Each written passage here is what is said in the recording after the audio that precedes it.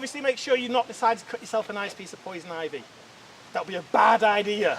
Wait, how can you tell it apart? Well, at the moment I'm not dying, which is a plus point. In a patch of woods in Richmond Heights, about a dozen boys and troop leaders are getting ready to build a cooking fire. It doesn't have to be perfect, you know what I'm saying? Yeah. And trying to remember what it takes to build a fire. You're doing way too much. Don't burn yourself now. And then light the fire. You got your tinder, we've got our kindling. There you go, perfect, let it catch, no. Perfect. Okay. Then just go and put that under the paper. Put it inside? No. I'll do it. This is the first time Troop 2690 has come together for a kind of crash course in scouting since forming this month. You know what? Your stick is kind of short, my man. That's not going to happen. What makes the troop pioneering, in a sense, is that it's the first troop chartered to Northeast Ohio mosques, or Masajid. Yeah, let's go. Fire. When you put them on, guys. Isa Abdul Matin is the scoutmaster. When I was a kid, I wasn't Muslim then. I think everybody has the preconceived notion that the Boy Scouts are Christian-based. So you kind of like feel like, if I do become a Boy Scout, then maybe I can't be myself. Then I found out that, yes, we can be ourselves, and that was like attractive. So here we are. Muslim Boy Scouts.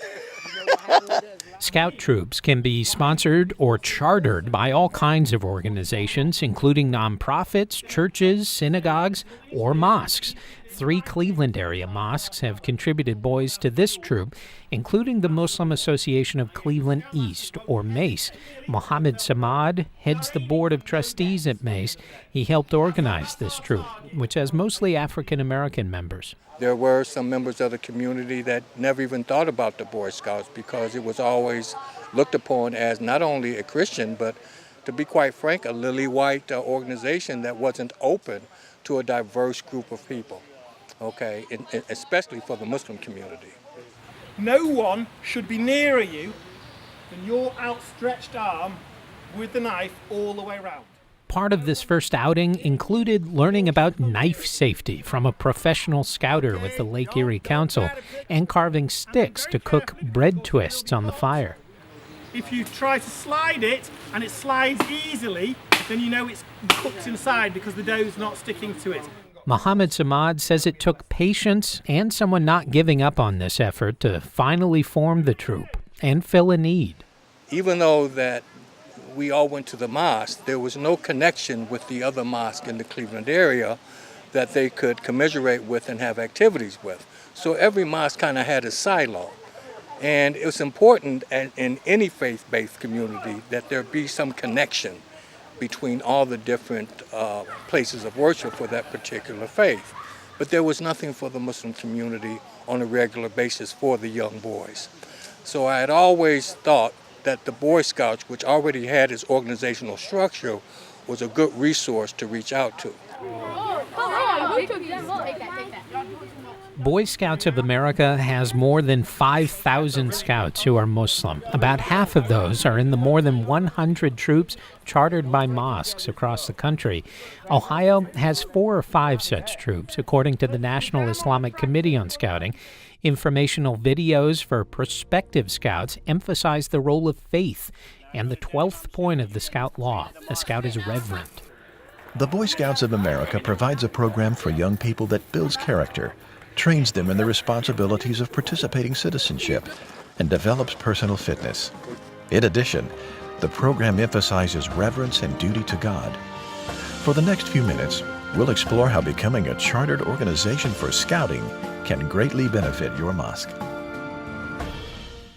Faith is a big part of the appeal for Cleveland troop organizer Mohammed Samad. Duty to God, being reverent towards God and towards the earth and fellow human beings is a very natural part of the Boy Scouts creed and also the Islamic creed as well. So it kind of is a perfect opportunity for us to take advantage of the Scout organization, okay, and emphasize with these young men, okay, how Islam is very similar to what the Boy Scouts is trying to do.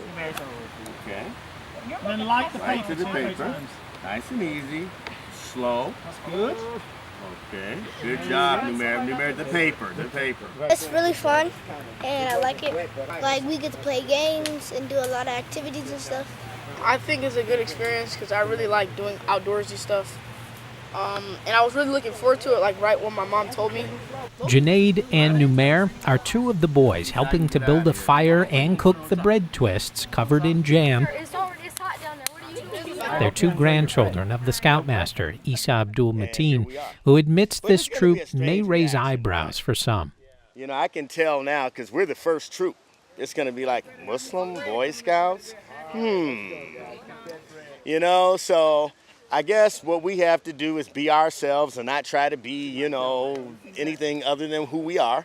And people can see us for what we are and what we do, and you'll see an acceptance. Because honestly, the best neighbor you could probably ever have is a Muslim. I'm going to tell you the truth. I'm not just trying to sound, you know, biased or anything. Mateen says xenophobic or Islamophobic rhetoric is just propaganda. And perhaps this troop could be an icebreaker to changing opinions. Color party, raise the colors. Anytime you can take a group of people or a religion and damn it without knowing about it, then that's your problem. You have to understand. And once you understand what we're all about, then it's almost like, you know, you would love to be a part of us or even want to help us. And Mateen says once people see what the troop does and how they interact with other scouts of any religion or background, he thinks any negative reactions Troop salute. will change.